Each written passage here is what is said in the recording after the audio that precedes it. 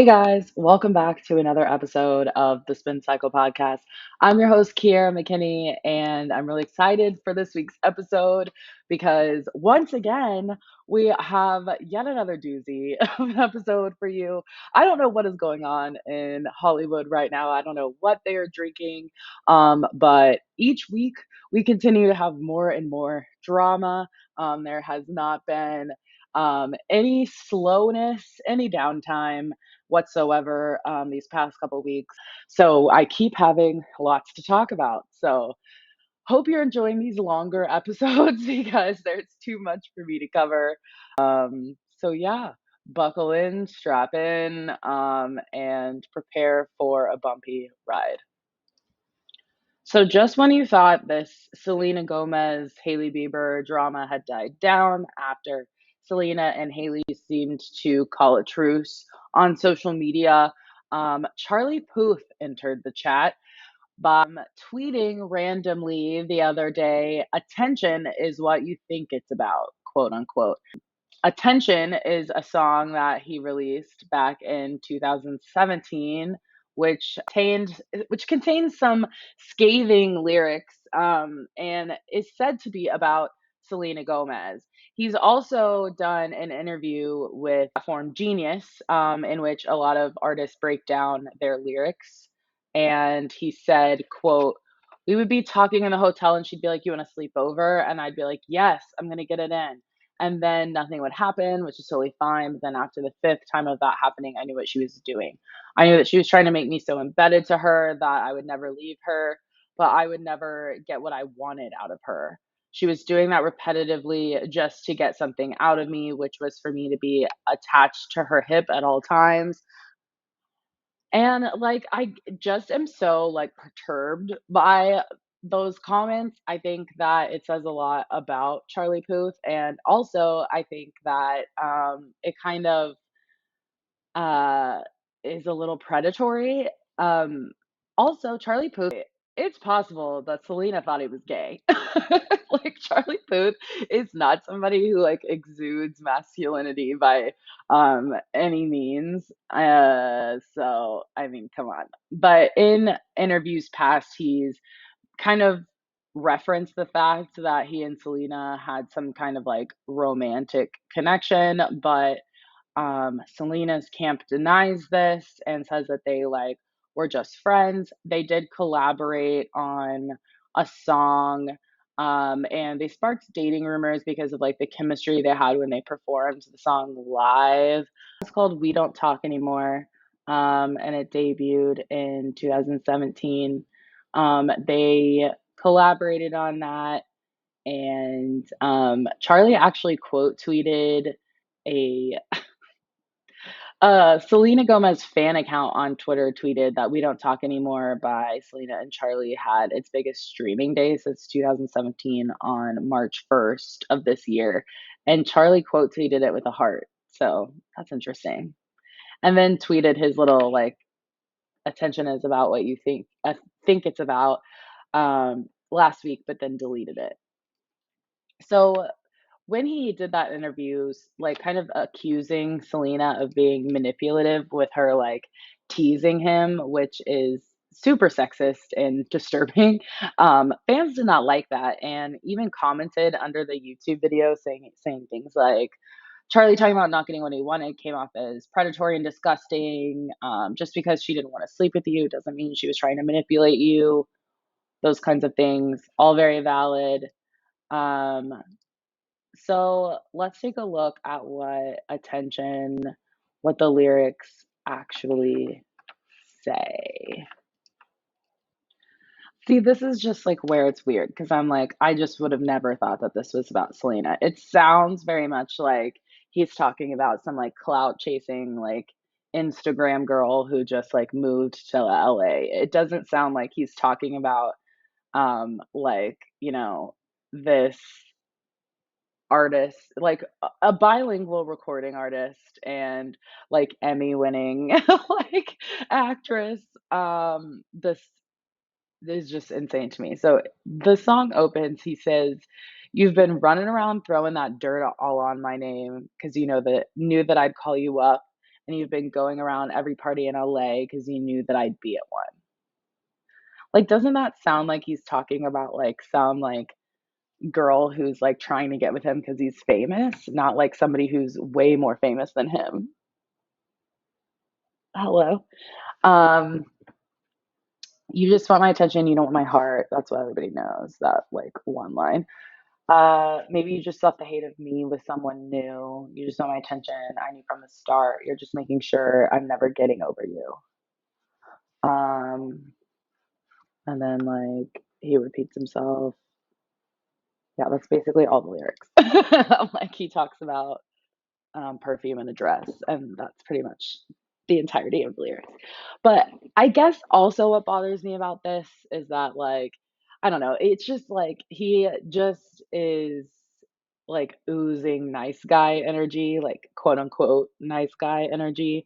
And I hate that so much. And like good for Selena for not like giving into that because it's just the grossest thing. There's nothing worse than like those fucking nice guy types because first of all, they're not actually nice. Because if they were an actual nice guy, I mean, first of all, okay, here, let's lay it all out.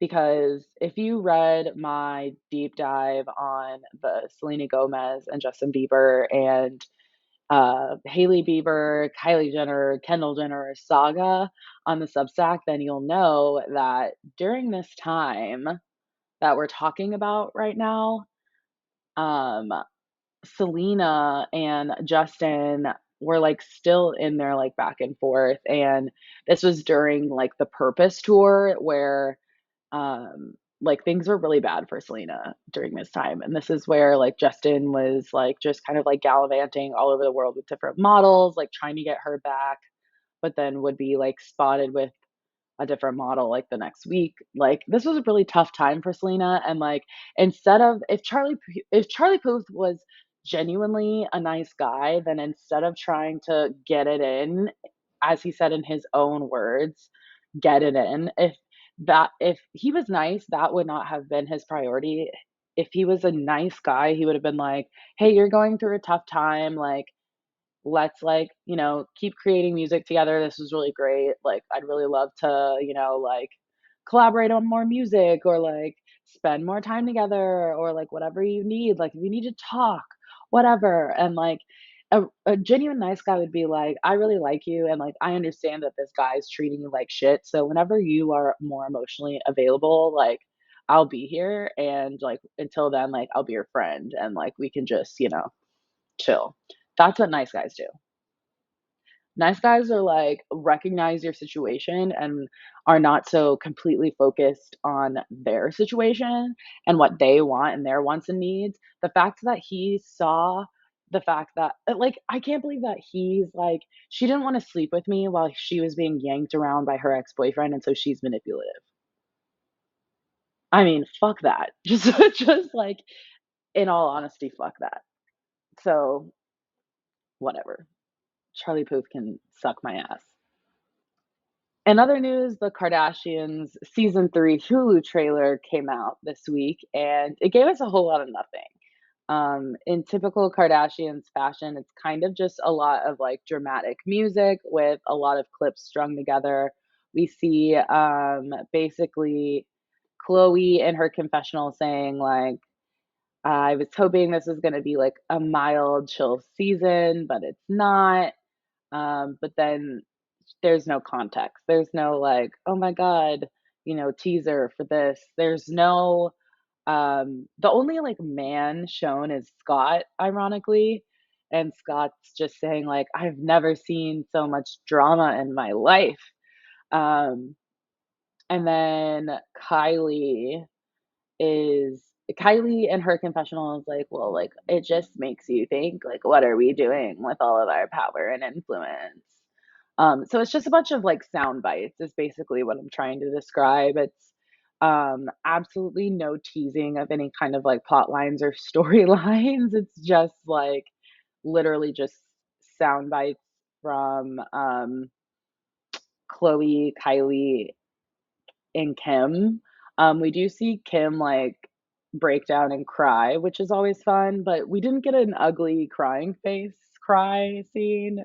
She covered her face, so that's no fun. Um, but not a lot of the men I noticed, which is interesting because I have noticed that online, like people hate Travis Barker on the show, which I find to be interesting because I feel like he was very like beloved before, and it seems like the Kardashians just have this way of making people like widely disliked once they're like brought into their circle. Because like Travis Barker, I feel like if you are like a former emo kid like me, like people just have always been um enamored with Travis Barker. He's like kind of like a god in like the rock scene, the music scene. And now that he's like connected to the Kardashians and like especially with like the PDA that Courtney and Travis like really pack on. And then in addition to that, I think something that's been gaining a lot of traction online that I've seen more and more is kind of the behaviors of his daughter Alabama. Um, she is, I believe, she just turned 17 on Christmas Eve. I know her birthday's Christmas Eve, but I believe she turned 17. Um, and she does have like the aesthetic and general appearance of a much older person as like Kylie did when she was younger. I remember there being like a scene in Keeping Up with the Kardashians where Scott was like, "How old are you? 17. What do you look like? 25." It's very much that.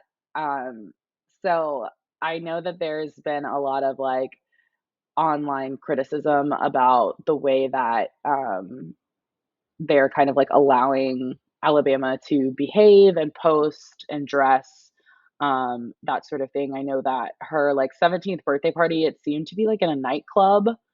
Um, yeah, just like very, very like it's just not things that are typical for 17-year-olds. Um, And so that there's been a lot more online chatter around that, a lot more criticism, and I just think that, bringing them bringing the Barkers into the Kardashian level of limelight has not been good for, the Barkers' overall, like not reputation, I hate that word, but just, like, I don't know, like general sentiment, I guess is a good word. So yeah, that's kind of why I think we're not seeing maybe as much of Travis and maybe the Barkers in general in that trailer. So I'm interested to see what season 3 is like. Season 2 was super boring. People were not happy with the second season. They also did a lot of like spinning storylines and kind of like trying to cover things up. I've talked about it a lot already, but they like covered up the Astroworld tragedy by like saying Kendall was in Miami when she was really in Houston for Astroworld, things like that. They've like never talked about it, and I think that that is just a really poor choice PR wise on their part. I think that short term it's working, but I think long term it's really going to come back to bite them. So I think in the long run, they're gonna regret not coming out and talking about it and doing something, you know? So, um, I'm interested to see how season 3 goes. I'm interested to see how they handle the baby stuff, um, and all that. So, whatever. I'm kind of bored of them right now but I think that's intentional. They're being really quiet. Heather McDonald talked about this on Juicy Scoop not that long ago, and I was actually kind of mad because I was like, "Fuck, I wanted to talk about this on the podcast like 2 weeks ago and I didn't." And she beat me to the punch. So, just know that I had the idea before she talked about it. Just kidding. Um, but yeah, they have like kind of disappeared, and I noticed that it kind of happened after Kylie got roped into the Justin and Selena beef. and they kind of like took a step back after that. Other than like Kim being pictured a lot, like um, in London at soccer games and kind of just like out and about. That's kind of like the extent. Yeah, I don't know. They've been quiet. So either like something's coming, something's brewing, or they just like know we're all bored of them and are giving us our space. But I kind of doubt that. It's out of character for them. So the Bachelor finale aired on Monday, and it was very, very explosive. But then right after the Bachelor finale aired, we find out that the Bachelor creator, Mike Fleiss, is leaving The Bachelor after 20 plus years. So lots of Bachelor news. We've got a lot to cover under this umbrella. So basically, in the Bachelor finale, what happened was the lead, whose name is Zach, he decided to create this rule in the fantasy suites that he was not going to sleep with any of the remaining women. And then he breaks his own rule by sleeping with this one girl named Gabby. And then he like decides that he needs to come clean and like tell the other women. But then he like tells her that he's going to tell the other women, but doesn't necessarily like come forth with the fact that he's going to name names. So she doesn't realize until the episode airs that he like used her name and was like, I had sex with Gabby. Also, like, I guess the fourth girl that he sent home, he didn't even tell her that he had sex with anyone.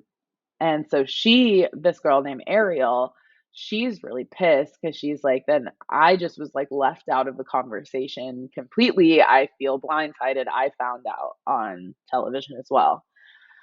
So that's kind of like the overview of the sex part. But then, God, it's it's worse than that. So then Gabby like it gets down to Gabby and this other girl named Katie. And basically Gabby's the one he slept with. And as soon as Gabby gets out of the limo, after like for the finals, before for the final roses, she like gets out of the limo and she knows that it's not her. And she's like she even says to production, she like steps in something and she's like, make sure when Katie gets here for the real thing that you don't do this to her. Like saying like, don't make her like step in this shit. Like, because she knows. She's like, I know it's that he's not gonna choose me. Um, and then like she gets up to the little altar thing, which I hate. I hate that it looks like a wedding, you know? And Zach's like, falling in love with you has made me a better man. And then there's this dramatic pause, and then he says, but, and then Gabby like cuts him off, and she's like, I don't even want to hear it. Like, don't finish. But he keeps going, and she's like, seriously, like, I really don't want to hear it. It's fine. Like, save it. I'll be okay. Um, and then just kind of like starts walking back to the limo. She holds it all together, and honestly, I'm like screaming at the TV. I'm like, "Yeah, this is awesome!" Because she like makes him cry. Like she like made him feel so shitty that I was like cheering for her. It was amazing. And then she holds it together basically until she gets in the limo, and then she starts crying about how she like is always the second choice. And she's like, what's wrong with me? Like, when is somebody going to choose me? And I'm like, oh, girl, the next one will. This guy's so ugly. Like, it's fine. Zach literally looks like Curious George, like live action Curious George. Honestly, that's an insult to Curious George, but yeah, ugh, it was bad. And then like I mean, I will say that he, like, did a decent job of, like, hearing the women out, like, at the women tell all and all that stuff. So, sometimes those guys do a really terrible job of, like, listening to feedback or, like, do a lot of, like, gaslighting and that sort of thing. He didn't do all that, but he just, like he he kind of falls into that same like nice guy category as Charlie Puth, where he like kind of like feigns concern and he like knits his eyebrows together and looks so like sad. And it's like, shut up, you bitch. Like, I just hate you. So he picks the girl, Katie, and I guess they're talking about setting a date for 2025. So we'll see if they make it down the aisle, whatever. A lot of bachelor couples do. Um, I feel like bachelor couples are interesting. They tend to make it down the aisle, but then tend to get divorced, I feel. Um, but I also feel like that's more accurate for Bachelor in Paradise. I feel like the Bachelor in Paradise couples have a lot more higher success rate than the actual like regular Bachelor Bachelorette, but that's partially I think because they have like more agency. I feel like in the Bachelor Bachelorette when like you're either a contestant or the lead, there's like no choices. But when you're on Bachelor in Paradise, you actually get to like pick a person. So it's like it makes sense that there would be a higher success rate there. So then the next bachelorette is actually a Black woman named Charity Lawson. She's 27. She's a therapist. She is from Georgia and she went to Auburn, which sucks. I went to Alabama, so boo, but whatever. She is also from this past season on Zach's season. Um, and yeah, so people are excited about that. I'm excited that she's 27. I feel like there's been a lot of really young bachelorettes lately. They're clearly trying to make it a little bit older, but um, yeah, I'm glad that this is an older individual. Um, I'm also excited about Mike Fly stepping down. I think that that'll be really good for the franchise. The past, I'd say like 10 or so seasons have been lackluster. And it's also starting, I don't know if like other people have noticed this, but the Bachelor franchise is definitely starting to skew very like Christian, very like religious. And it's not as fun to watch because of that. I have, and my husband and I have shifted toward Love Island, and Love Island has really gotten like really scratched the itch that I feel like we don't get from Bachelor or Bachelor in Paradise anymore. I feel like it's kind of like a bummer now. Not just because of the like religious aspect, but it does feel a little bit heavier.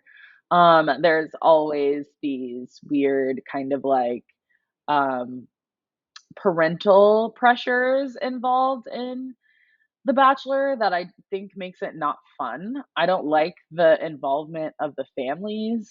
I don't like the tie-in of the like religion that is so often like enmeshed within it, and I don't think that's like an accurate representation of um the majority of our country anymore.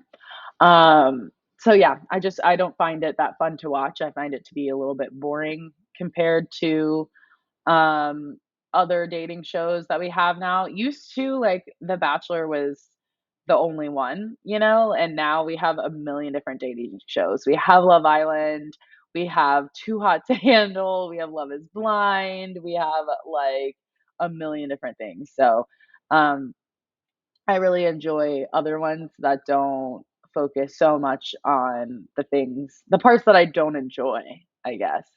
Um so yeah, okay, so JoJo Siwa was shaded on TikTok by one of her ex-girlfriends, and then her other ex-girlfriend commented on it, and I posted a whole thing on Instagram about it, and I'm probably gonna do a deep dive on the Substack, so I'm not gonna go into it too much because it is a really long saga, but here's kind of the long and short of it. So I'm not gonna attach dates to this, so go look on the Instagram story. It's on. I have a highlight on the Instagram called. I think it's just like JoJo Siwa on the Instagram, and so here's kind of the lowdown. Basically, JoJo came out in like 2020 ish, when she started dating this girl named Kylie Prue. They dated on and off for like 2 years in very much like a Justin and Selena fashion, where they'd like date and then like break up, and then they'd be spotted together, and then they'd break up, and then they'd go to Disney together, and then they'd break up, and like whatever. It's just, adolescent love. And in between, when she would like break up with her long-term girlfriend, she would, here and there start dating other people. At one point, she started dating this girl, Katie Mills. And this girl, Katie, is also a TikToker. And even though, of course, JoJo is not just a TikToker. And if you don't know who JoJo Siwa is, like my husband didn't know who JoJo Siwa is, and I think that's insane.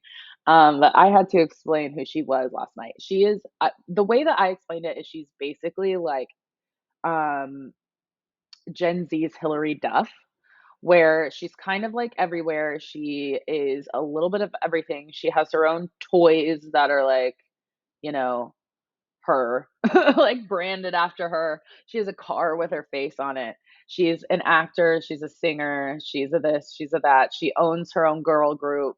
She's a dancer. I like, explain the dance moms connection. He understands dance moms, but so yeah, she got her start on Dance Moms as a kid, and then kind of built her own brand doing this like cutesy rainbow explosion kid oriented music, and has kind of just built an empire out of that.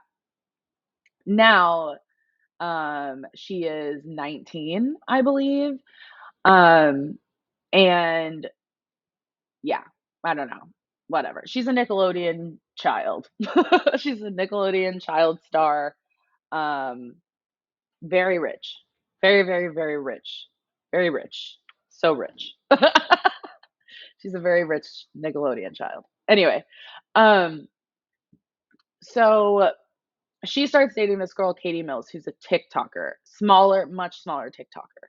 I don't know how they met, but they start dating and they go public with their relationship. And immediately, Katie starts getting backlash from JoJo's fans because they, of course, as crazy fans do, went through her social media and found these old tweets, and like went through her likes and found these old likes and found out that she was a Trump supporter. And as a reminder, or I don't even know if I said this, but I did on the Instagram. This girl is, first of all, at the time was like 17, so not voting age. 17, Mormon in Utah. So, like, I don't really know what people expect. And yeah, so people like go back, find all these tweets. They're not insane, you know what I mean? They're not about anything that Trump has said that would be particularly concerning. They were just about Trump in general or about Biden in general. It was about the election. It was not about any particular group of people. It was not about any particular you know issue, anything like that. It wasn't like it was not offensive tweets. It was literally just tweets outing her as a Trump supporter. And basically, she got like bullied so hard by all of JoJo's fans, and JoJo ghosted her. Um, so yeah, that's what happened. And then that was back then. Later on, I guess she got back together with Kylie, the original girl. I'm doing a really bad job of explaining this, but I did a better job on the Instagram, and I'm gonna do a better job on the Substack, but it's all very convoluted, so it's hard to like speak about. But anyway, so then she eventually, once she and Kylie break up again, starts dating this girl named Avery Cyrus. And she's more of like a high profile TikToker. And Avery had just broken up with her girlfriend, who was also a TikToker named Soph. And so they like break up with their significant others and then get together like immediately. And then they go through a really messy breakup and start shading each other on TikTok, all this stuff. And then they go on a cruise together after they break up, JoJo and Avery. And then after that, then Avery and Soph go on a vacation together.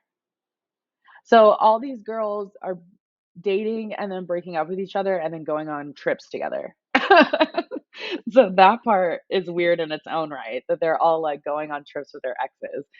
I guess the part that I find to be so interesting is that JoJo is constantly making TikToks about how her exes are all like using her for views, they're clout chasers, they all like want to be in the spotlight, they love bomb her, all this stuff. But evidence goes to show that the person who is, using relationships for views or who is love bombing is JoJo, because JoJo's videos with her girlfriends are always, using her videos or using her girlfriends for views, and always she's like doing something for the girlfriend, or like, like l laying the affection on thick in the videos, when the girlfriend is not. So, really, like, JoJo is what she is accusing these girls of being, and then that's why Katie, the girl who got basically, like, eviscerated by JoJo's fans and then ghosted by JoJo, she's the one who came out and was like, stitched her video calling all of her exes, like, love bombing clout chasers, and was like, "It's interesting that you call us this, but you have a lot of power and you call us these things and you, like, get people to attack us, but, like, all the while, like, what are you?" You know? So yeah, lesbian TikTok drama, lots going down. Deep dive coming. Too convoluted to really get into in full detail on here because we're already 30 minutes into the podcast and I'm not even halfway through my list of things to talk about yet. So, yeah, definitely be on the lookout for that deep dive, but go watch the little highlight on my Instagram and tell me what you think.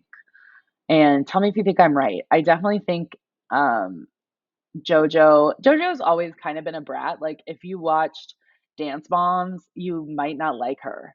If you didn't watch Dance Moms, you might like her. So I think that it depends on if you watch Dance Moms or not. But yeah, let me know what you think. In other celebrity couple news, Jonah Hill and his girlfriend and rumored fiance Olivia Miller are pregnant on Monday. She stepped out in a little like crop top and skirt and I guess debuted a baby bump. It didn't look like a baby bump to me, and apparently it didn't to anybody else because it's Thursday as I'm recording this, but page six reported that it was in fact a baby bump and just nobody clocked it, but it was supposed to be a pap walk where the paps were supposed to go, "Oh, it's a baby bump." And everybody was like, "Is it?" So, yeah, Jonah Hill's having a baby. Jonah Hill's off the market. I'm a little bit sad about it that he's like one of my like top 5 celebrity crushes.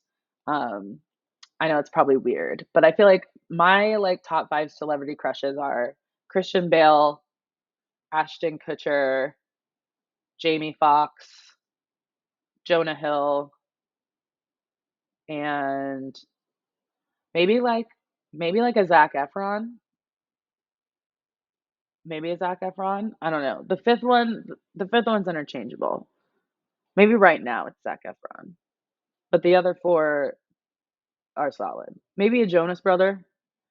The fifth one is reserved for a Disney star. A Jonas brother is Zac Efron. Anyway, so Jonah Hill reportedly both engaged and expecting a child.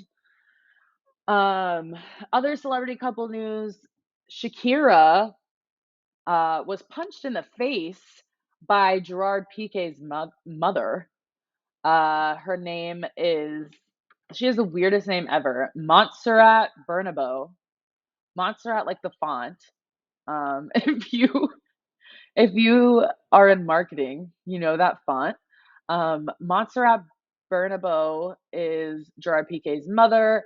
Apparently, Shakira found out this week that his mother knew about the affair, and in front of Gerard and the children, the mother punched Shakira in the face when they got into an argument over her knowing about the affair. The mom has apparently never liked Shakira, has always thought of her as like less than, I guess, because it has to do with race. I don't fully understand the like European racial structure. Um, Gerard Piqué is European, right? Pausing to Google. I don't want to sound dumb. Yeah, he's Spanish. I thought so. I thought so. Okay, yeah. So so she doesn't like that Shakira is like not Spanish because if I remember correctly, Shakira is like Lebanese and like Argentinian or something. She's like mixed race of like like Middle Eastern and South American or something. And Gerard Pique's mom has never liked that and has always looked down on Shakira because of this. And despite the fact that Shakira and Gerard Piqué have been together for 11 years, apparently, his mother allowed for Piqué and his mistress, Clara Chia, to vacation in a house that Piqué's parents have in Spain. And then she punched Shakira in the face. So I like poor Shakira. What can we do? Like, what can we do for Shakira and Selena Gomez? Because we need to rescue them. Like, what's happening? What are these people doing to these women? I don't understand. I mean, goddamn, terrible, just terrible. Um, More to come on that. I'm definitely going to do in terms of deep dives. That's another one to expect. I definitely want to look further into the history of Shakira and Gerard Pique's relationship. I actually didn't know they had been together for so long. I didn't know they'd been together for 11 years. And as I've been kind of like looking into this fight that they had, I've started to uncover that Pique's mother and um, Shakira have never gotten along.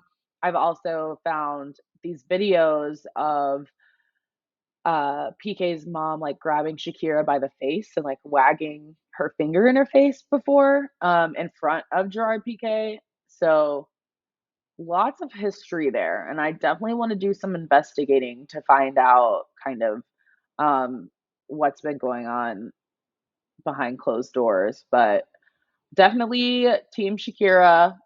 Hope that she can find somebody with a less insane family structure because wow.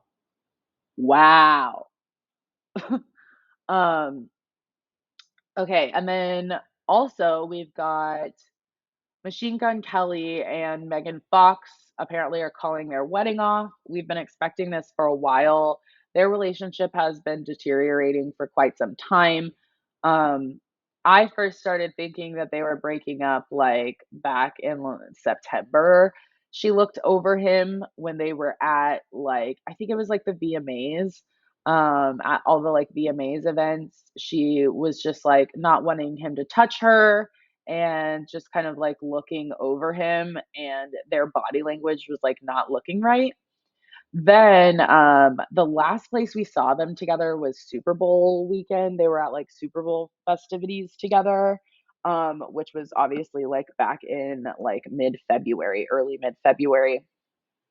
And rumors were starting to spread that they were broken up, blah, blah, blah. And then the rumors spread that he was cheating. And then she had to put out a statement saying that he wasn't cheating, but that they were like taking a break.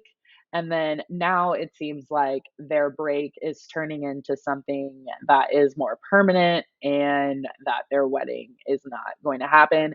I never expected them to make it down the aisle, to be honest. I think that I've called that before. They just, anytime there's these couples who have these like whirlwind romances, I either expect them to pull like a Haley and Justin Bieber and just like get married right away and not think about it, or I expect them to not get married at all. And there's not really in between. They either just like rogue, like go off and elope, or they just like never do it. And considering she's already been married before and had kids, like I'm not surprised that she didn't just like rush off and like marry this guy too. And he has a teenage daughter as well. Like they have three children between them, maybe even four. How many kids does she have? Let's see. She has either two or three. Yeah, she has 3 kids and he has 1. So they already have 4 kids between them. So it makes sense that they wouldn't be like, "Yeah, let's go, like, join our assets to," like, complicate things for our children. Um, so apparently co-parenting has been going better with Brian Austin Green amid issues. He's been, like, singing her praises lately. So that's good, I guess. Good for her kids that it seems that not being with Machine Gun Kelly has been better, maybe for their home life. Lastly, we have, of course, the Emily Ratajkowski, Harry Styles, and Olivia Wilde drama. So Harry Styles and Emily Ratajkowski were filmed sloppily making out at like in the middle of the night in Tokyo randomly. And tabloids have been reporting that Emily has been begging Olivia for forgiveness ever since, um, which is just funny to me. Side items have been saying that Emily, Harry, and Olivia had a threesome back in October. There have been blind items about this since then, on Dumas and other places. So it's possible that they've hooked up before. Don't know. Take that with a grain of salt. I've also seen some things like debunking this, saying that like the threesome rumors aren't true, blah blah blah. But the things that I've seen saying that the threesome rumors weren't true actually like kind of misspoke and didn't say threesome, they said thruple. And thruple is different than a threesome. So it's like, well, nobody said that they were a thruple, said they had a threesome. That's very different. um, but anyway, it's possible that there was a threesome back in October. Um, there shouldn't be, this isn't going to be something that we see a lot. They're not dating. This is just like a makeout, which is so interesting because we don't really like get a lot of that. We don't get a lot of celebrities just like sloppily making out on the streets, especially not like in international locations. It's very rare, I feel. So um, I find that to be very exciting. But that does lead us into something a lot less fun and brings the vibe way down.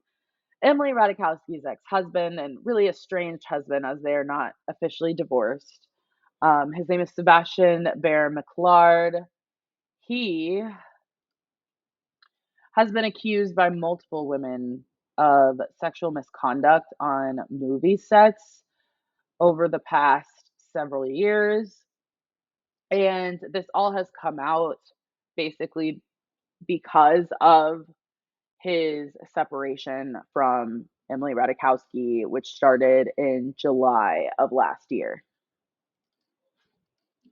So, a little background: Imrata and Sebastian were first spotted together romantically in February of 2018 around Valentine's Day, but they were like really good friends before. And in like Haley and Justin Bieber fashion, they got married like a few weeks after first being romantically linked. And then they got pregnant after 2 years of marriage, and they welcomed their son Sylvester Apollo Bear. And then they reportedly called it quits in July 2022. And she has kind of indicated that he was unfaithful. She liked some tweets that kind of indicated that he maybe cheated. And she, I guess, I don't know. I don't know. She's been kind of quiet about it, but what we know is that, they separated informally in July 2022, and she moved out around September 2022, and that's when she officially filed for divorce.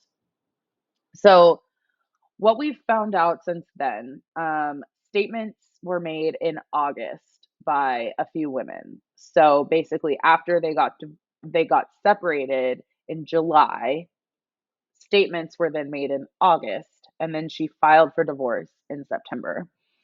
So these statements came out in August saying, that he reached out to a 17-year-old on Instagram in 2016, um, basically recruiting her to play a small role in the movie Good Time, which was being directed by the Safdie brothers, who also directed Uncut Gems. Um, the girl who came from a really poor background in New York was really excited because the movie starred Robert Pattinson, and she was a really big fan of him.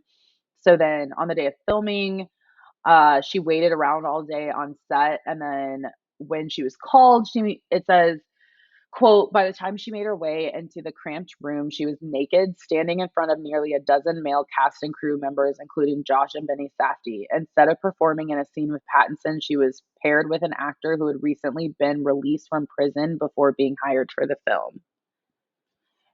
Um, and then later it says that the same actor asked her something very crude. And again, this was a 17-year-old. So this like raises a lot of questions about this like production company, which it's the same production company A24, which produced Everything Everywhere All at Once, which is like fresh off an Oscar win. So it raises questions about why this minor was filming nude scenes. Technically, it is the age of consent in New York, but it's still like federally a minor. So it's still like for the Screen Actors Guild, should be she should be required still to have like an adult like sign off on her waivers. Um, and so this quote says, it sounds like they circumvented the entire safety structure of our industry by hiring somebody on Instagram who was not a union member who doesn't know her rights. Normally, minors have to have their contracts court affirmed, and there's a lot of other hoops in order to cast a minor. This is so not normal. Everything is wrong about this situation. And that's from Ann Henry, the co-founder of Biz Parents, an advocacy group for child actors.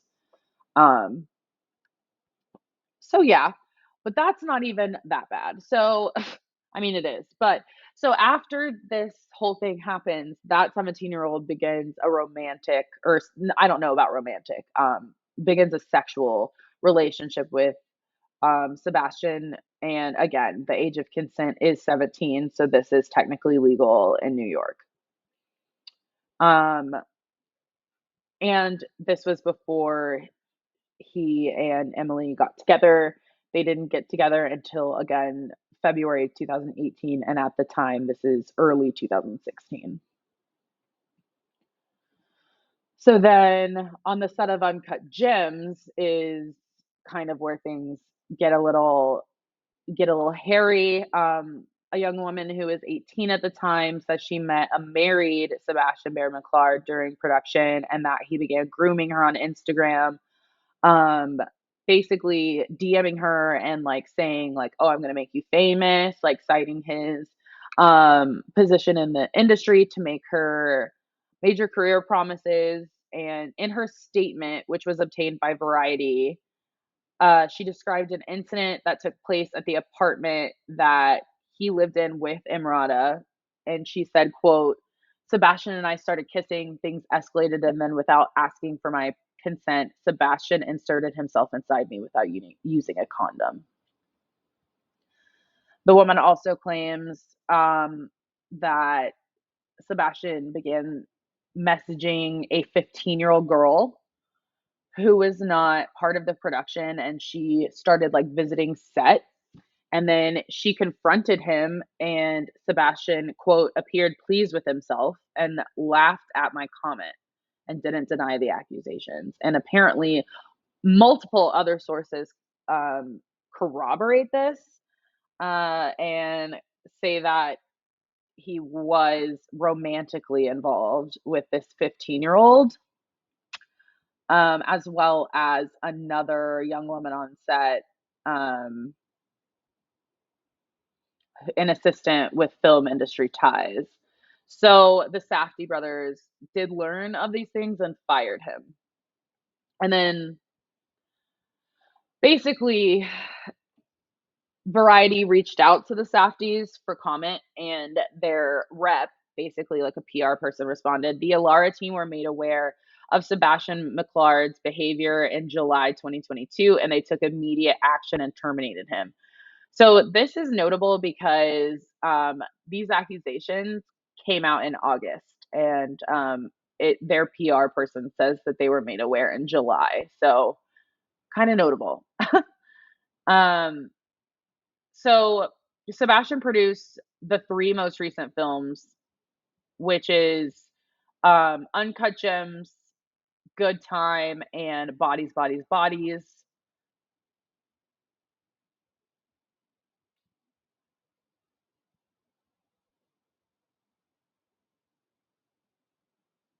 And Emily Ratajkowski has declined to comment, but a lot of friends are saying that she's not surprised by the accusations. She's being represented by powerhouse attorneys Brett Ward and Jackie Combs, whose firm famously handled Tom Cruise in his divorce from Katie Holmes and Channing Tatum in his divorce from Jenna Dewan. And then Sebastian has retained Caroline Kraus, who represented Robert De Niro in his divorce from Grace Hightower. Some other things that came out in this were Sebastian's frequent use of slurs. This woman described Sebastian calling her derogatory ableist slurs, R words, and also Jewish slurs, K words. A word that I have not heard used outside of like, you know, a movie set in the 1940s Germany. Like I have never heard that word used colloquially in my life. That is so weird. So, yeah. And this comes right after Jonathan Major's arrest, which was very disturbing to a lot of people, considering he's somebody who advocates for like soft masculinity. He was arrested on like domestic violence suspicions. He was formally charged with multiple counts of harassment and assault after allegedly strangling his girlfriend.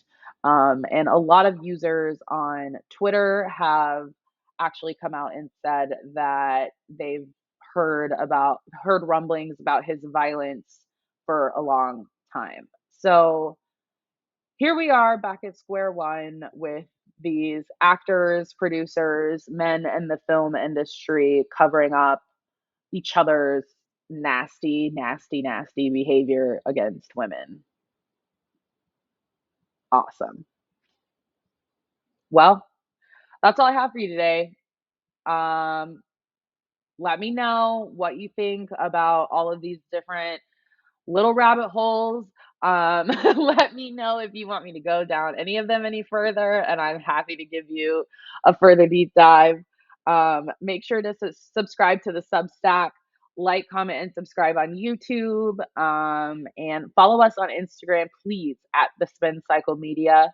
I'll talk to you next week. I love you so much. Yeah, bye.